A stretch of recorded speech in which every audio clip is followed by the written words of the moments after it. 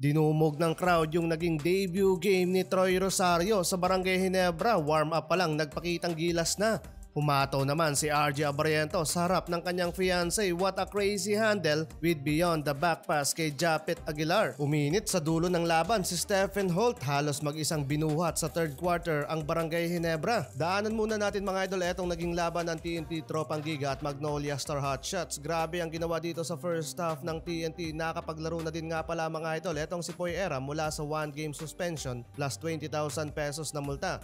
First quarter hawak ng TNT ang momentum with up by 8 points sa pagtatapos ng period habang 23 points mga idol ang ginawa ni Calvin Oftana sa loob lamang yan ng first half. Grabe, consistent mga idol ang TNT pagdating sa outside shooting. Talagang may gustong patunayan at bumawi mula sa kanilang dalawang magkasunod na talo sa conference. Samantalang binastos naman mga idol ng Magnolia rookie na si Jerome Lastimosa. Etong si Reynam Batak plus yung kanyang 3-pointers sa mukha. Habang hindi naman umubra kay RR Pugo yung naging opensa ni Ian Sanggalang.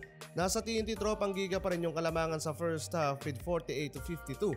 At pagka third quarter, sobrang dikit ng laban, halos hindi na nagkakalayo yung kanilang talaan sa scoring. Out of the game nga pala para sa Magnolia sina Pauli at Zav Lucero. Heruela naman with a fast-paced attack mula yan sa assist ni RHJ.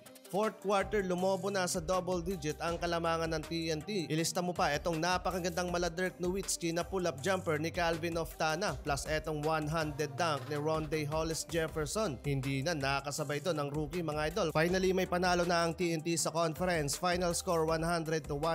Calvin Oftana with new career high 42 points. Ito naman mga idol ang inaabangan ng Never Say Die fans ang paglalaro ni Troy Rosario para sa Barangay Ginebra kontra sa NLEX Road Warriors. Habang sa Converge 5Xers nga pala mga idol, pumirma na ng kontrata si Justin Baltazar. Balik Ginebra versus NLEX tayo. Mainit ang NLEX Road Warriors sa pagbubukas ng frame 6-0 run habang si kabayan Justin Brownlee pa lamang ang gumagawa para sa Ginebra. Under 5 minutes ng quarter mula sa first basket ni Troy Rosario para sa Ginebra naitabla nila ang talaan sa scoring from Scottie Thompson assist. Pero natapos ang first quarter, NLEX Road Warriors to take the lead sa laban 20-22.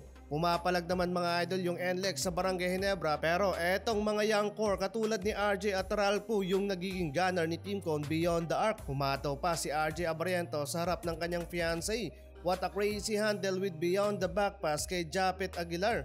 Grabe yung pinakitang hustle doon mga idol ng rookie. Second half masyadong aggressive si Troy Rosario na makatulong sa Barangay Ginebra.